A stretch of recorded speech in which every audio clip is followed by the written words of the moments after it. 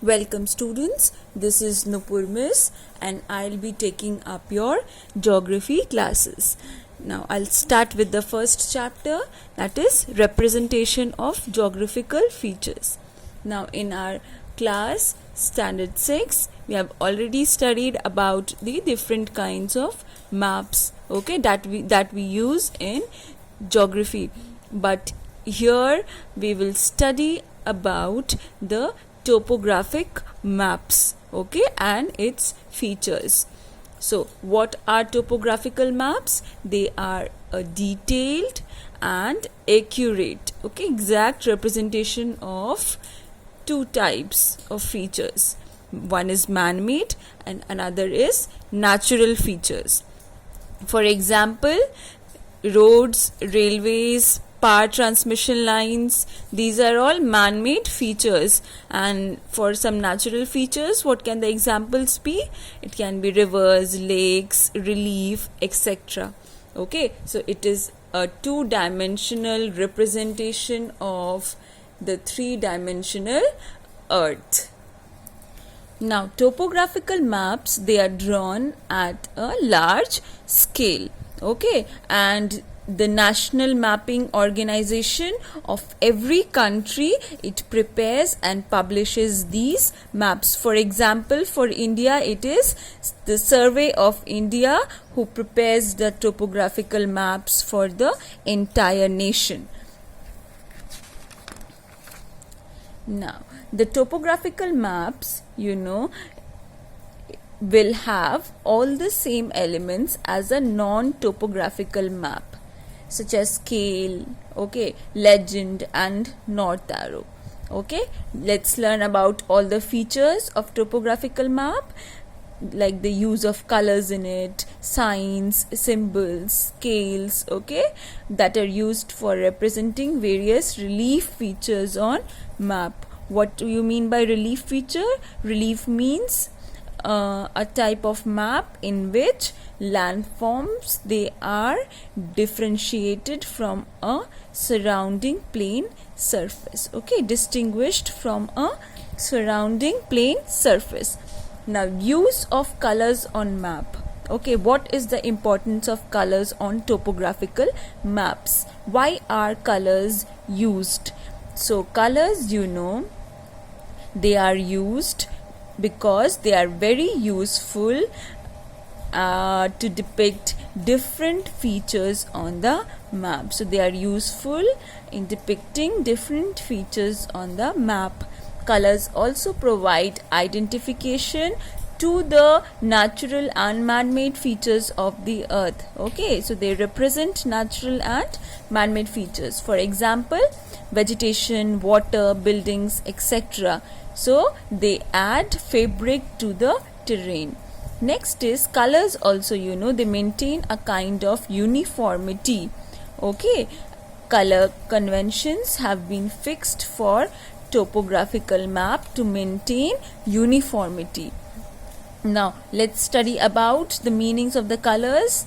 Okay, what color represents what? So for blue, it is water, like streams, lakes, permanent snow fields and glaciers, etc. Green color on the topography map represents forest and vegetation. White represents a general lack of vegetation. So where white will be present, it means that there's a lack of vegetation there. Brown represents contour lines. What are contour lines? They are nothing but imaginary line drawn on maps, topographical maps. They are imaginary, okay, joining all places with the same height above sea level. So they are called contour lines.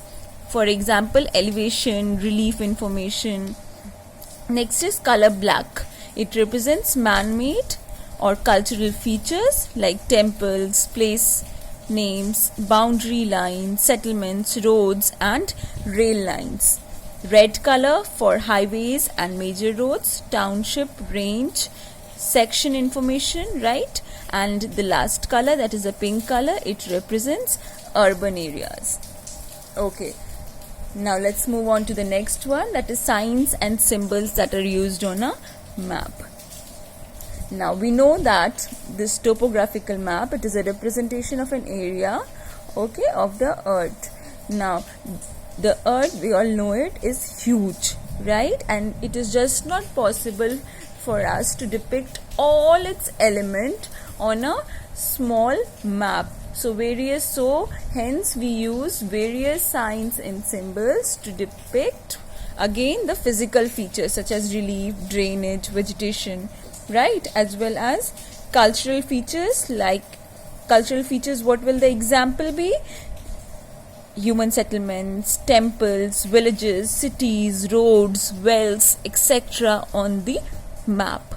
And the main purpose behind using the symbols is to make our topo sheet more informative as well as legible for study.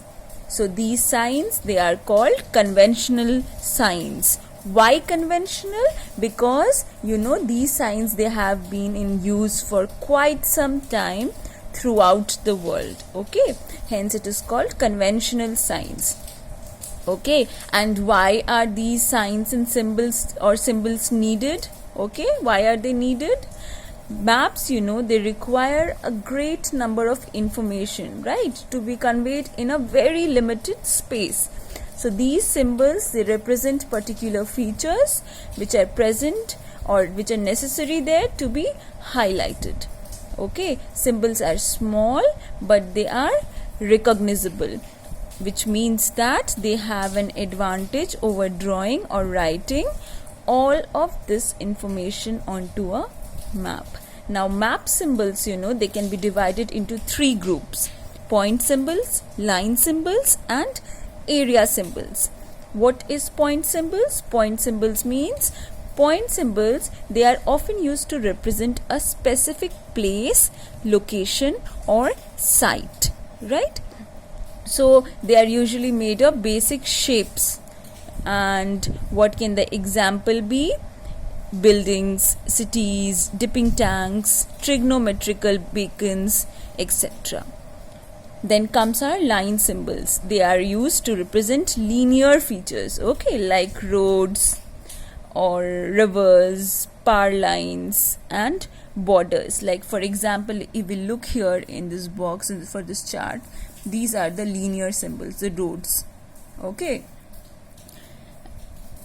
Variation in these line symbols, it is created, okay, by making lines colored, thick, bold, sometimes multiple lines, and sometimes interrupted or dotted lines.